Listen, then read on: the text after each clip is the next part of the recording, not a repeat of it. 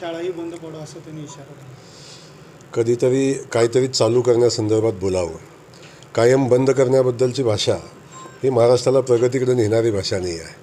त्यामुळे आपण आपल्या सगळ्यांच्या माध्यमातून माझी सगळ्यांनाच विनंती आहे की महाराष्ट्र ही मराठी भूमी आहे आणि इथं मराठीचा सन्मान होतच असतो. पण जेव्हा आपण विकसित महाराष्ट्राची संकल्पना पुढे मांडतो तेव्हा अनेक भाषांना सोबत घेऊन पुढे जायला लागतं आणि ते घेऊन जायचा प्रयत्न माननीय मुख्यमंत्री महोदय करतात. इथं कुणावरही कसली सक्ती नाही. परंतु आता निवडणुका आलेल्या आहेत आणि मराठी प्रेम जागं झालेलं आहे. निवडणुका आल्या, आता मुंबई महाराष्ट्रापासून वेगळी होते अशा पद्धतीची घोषणा आपण ऐकायला येईल आणि निवडणूक संपली की ही घोषणा विरून जाते, आली निवडणूक येते.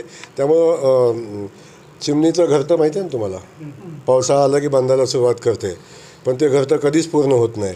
त्यामुळं निवडणूक आल्यानंतर मराठीचं प्रेम, निवडणूक आल्यानंतर मुंबईचं प्रेम हे जे आहे हे सत्तेपर्यंत कधी पोचवणार नाही. मनोबदा अकोला तालुक्यातील अकोला जिल्ह्यातील मनोबदा जे गाव आहे त्या ठिकाणी एका ग्रामपंचायतीच्या हलगर्जीपणामुळं एका चिमुकल्याचा जीव गेला. आपल्याकडे ग्रामविकास खातं आहे, कशा प्रकारे? नाही, थोडंसं मी त्या संदर्भात माहिती घेतो मग आपणाशी. अजून एक प्रश्न कुरेशी समाज जे आहे सोलापुरात जवळपास 50,000 लोकसंख्या आहे कुरेशी समाजाची. ते बेमुदत संपावर जाणार आहे, तर त्यांना टार्गेट सरकारला करायचं नाही, ते टार्गेट शेतकऱ्यांना करायचं, त्यांना शेतकऱ्यांना अडचणीत आणायचं असा त्यांचा प्रयत्न आहे. तर काय व्यवस्था केली नाही, आता मी या संदर्भातली माहिती घेईन, त्या बांधवाशी चर्चा करेन आणि त्या बांधवाचे प्रश्न समजून घेऊन मार्ग काढायचा प्रयत्न करेन. बंधुप्रेम न्यूज चॅनलला लाईक, सबस्क्राईब व बेल आयकॉन दाबायला विसरू नका. धन्यवाद.